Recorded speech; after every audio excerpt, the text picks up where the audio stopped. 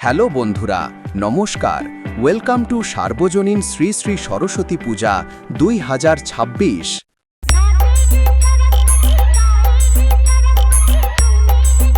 Anit editing centre Gopalpur से